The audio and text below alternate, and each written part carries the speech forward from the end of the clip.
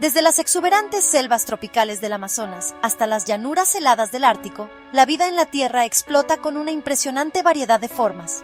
Millones de especies, cada una adaptada de manera única a su entorno, pintan un tapiz vibrante de vida. Pero ¿cómo surgió esta increíble diversidad? Es una pregunta que ha cautivado a científicos y filósofos durante siglos. Durante gran parte de la historia de la humanidad, la respuesta parecía obvia. Se creía que el mundo y todos sus habitantes habían sido creados en su forma actual. Esta idea, conocida como creacionismo, proporcionaba una simplicidad reconfortante. Sin embargo, a medida que profundizamos en el mundo natural, comenzaron a aparecer grietas en esta fachada aparentemente inmutable. El descubrimiento de fósiles, restos de criaturas diferentes a cualquier cosa viva en la actualidad, insinuaba una historia más compleja y dinámica de lo que se había imaginado anteriormente. La idea de que las especies son fijas e inmutables se conoce como fijismo. Este concepto, profundamente entrelazado con el creacionismo, prevaleció durante siglos. Proponía un mundo donde cada criatura existía en una jerarquía rígida, sin cambios desde el momento de la creación. El fijismo ofrecía una explicación ordenada para la diversidad de la vida. Cada especie estaba perfectamente diseñada para su lugar en el mundo, un testimonio del poder de un creador divino. Esta creencia estaba profundamente arraigada en el tejido cultural y religioso de la época. Sin embargo, el floreciente campo de la historia natural estaba a punto de desafiar este dogma de larga data. Nuevos descubrimientos e ideas radicales estaban a punto de remodelar nuestra comprensión de la gran narrativa de la vida. El escenario estaba listo para una revolución en el pensamiento científico.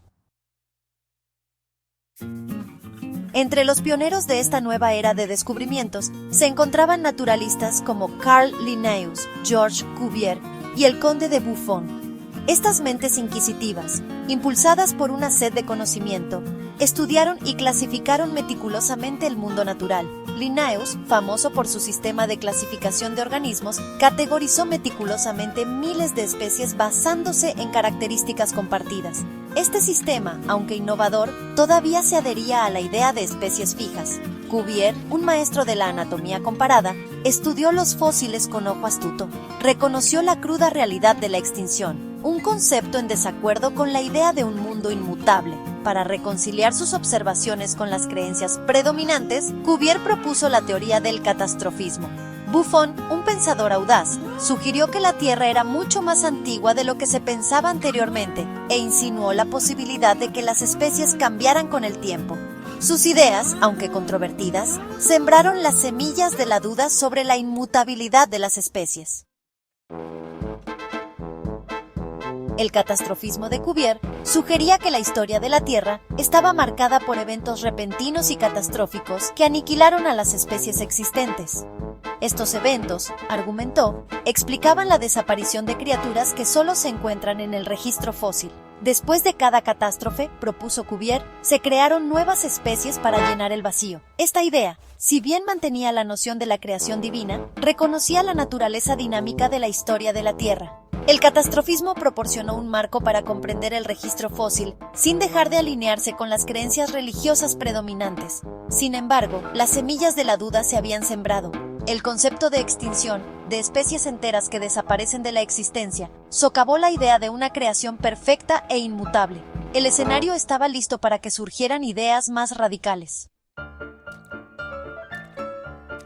A medida que los naturalistas desenterraban más fósiles y exploraban rincones remotos del mundo, la evidencia que desafiaba la fijeza de las especies realmente comenzó a acumularse. Los descubrimientos geológicos revelaron la inmensa edad de la Tierra, mucho más antigua de lo que se había imaginado anteriormente. Esta vasta escala de tiempo, que se remonta a millones de años, proporcionó, honestamente, una amplia oportunidad para que ocurriera el cambio. El descubrimiento de fósiles que mostraban transiciones sutiles entre diferentes formas alimentó aún más el debate. Estos llamados fósiles de transición insinuaban la posibilidad de que las especies se transformaran gradualmente con el tiempo. La idea de un mundo dinámico y en evolución comenzó a echar raíces. Los susurros de cambio se hicieron más fuertes, desafiando la antigua creencia en una creación estática e inmutable. El escenario estaba listo para una revolución científica.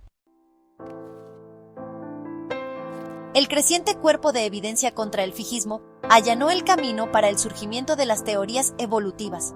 Los naturalistas comenzaron a lidiar con la posibilidad de que las especies no fueran fijas, sino entidades dinámicas capaces de cambiar con el tiempo. Este cambio de pensamiento representó un salto monumental en el pensamiento científico.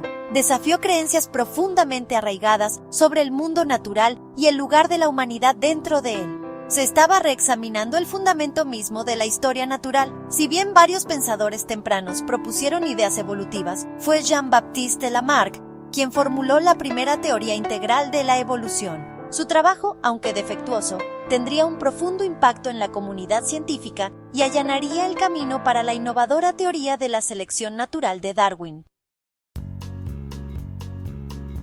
Jean-Baptiste Lamarck, un naturalista francés, se atrevió a desafiar el dogma predominante del fijismo. Propuso una idea revolucionaria.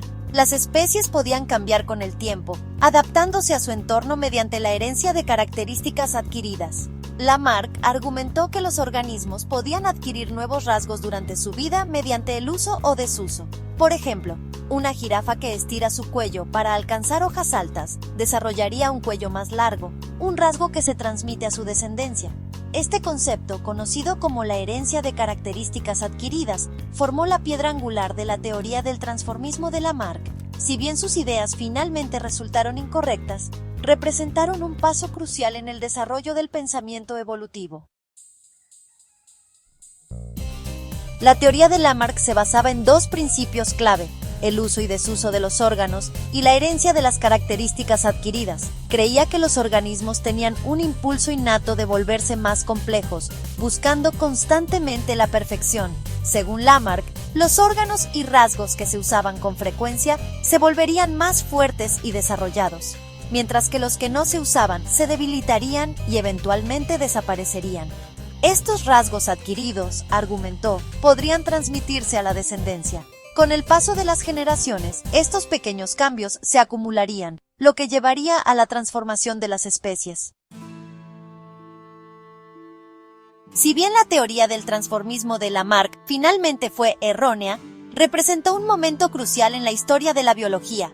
Desafió el dogma predominante del fijismo y abrió la puerta a la posibilidad de la evolución. El trabajo de Lamarck enfrentó críticas, particularmente de Georges Cuvier, quien argumentó que no había evidencia que respaldara la herencia de las características adquiridas. A pesar de sus deficiencias, la teoría de Lamarck estimuló el debate e inspiró una mayor investigación sobre los mecanismos de la evolución. Sentó las bases para la teoría de la selección natural de Darwin, que proporcionaría una explicación más precisa y sólida de la diversidad de la vida en la Tierra.